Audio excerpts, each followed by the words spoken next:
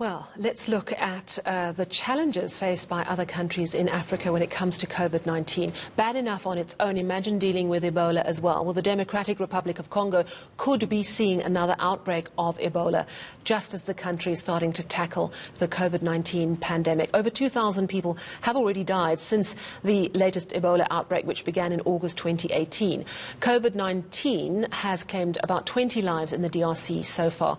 For the latest, I'm joined now by UNICEF representative in the Democratic Republic of Congo, Edouard Beigbeder. Edouard, thank you very much for your time. We do appreciate it. There was such hope last week in the DRC that you would be able to declare Ebola finally over. And then I think it was on Friday, this 26-year-old man was confirmed to have Ebola. Yes, definitely. It was actually 52 days after the last case that we had a community death.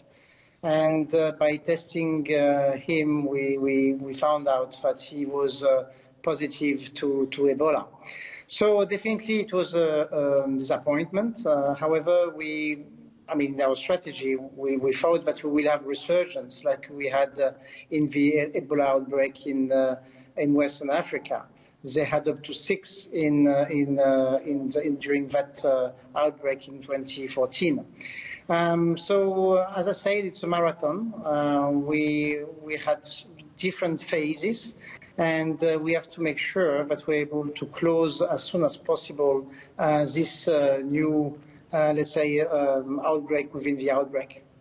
Now, this latest confirmed case, am I correct that it is in the Beni area, which is an area that has a lot of armed conflict, and health authorities have really battled to stop or to get through and do the treatments that they need to because the rebels are stopping them? Is that still going on?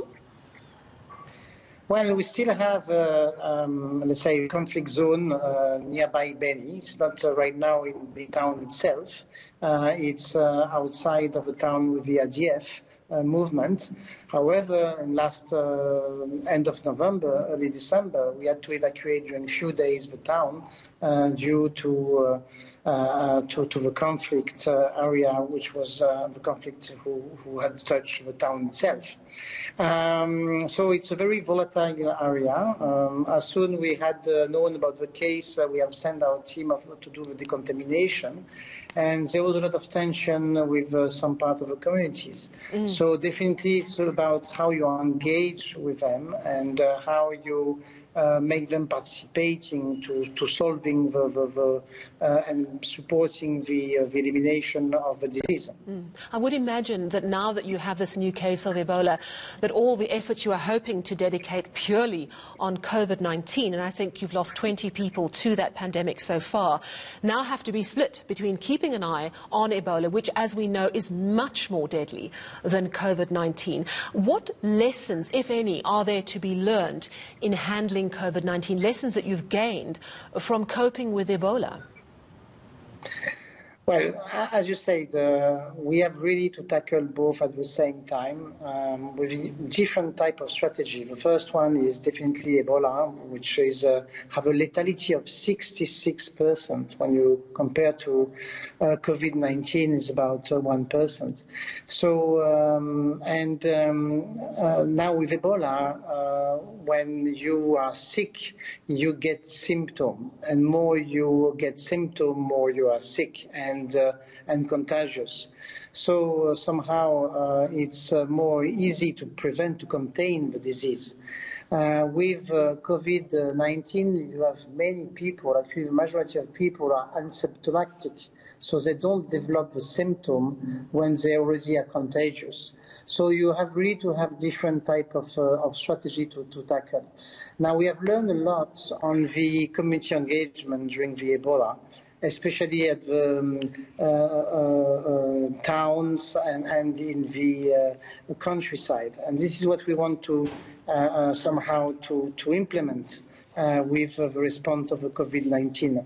How to get the community better understanding of the disease, better getting the understanding of how to protect themselves and how they could participate to the elimination or at least to be able to get the wave with proper protection for themselves. Where we are quite concerned is that the disease, the fear around the disease will push the parents and the health center not to perform, and therefore we may have more children dying of preventable disease like measles, malaria, or others, rather than the COVID-19. One thing that we need to understand is that a country like DRC have a very different pyramid of age than the pyramid of age of a Western country that we are somehow looking as example for our response. 60% of the population is under 20 years old, and we have about a life expectancy which is 60 years old. So our strategy have to be tweaked and localized in DRC. Absolutely. Thank you so much. Very interesting insight there from the Democratic Republic of Congo, and that's UNICEF's Edouard Beigbeder speaking to us from the DRC.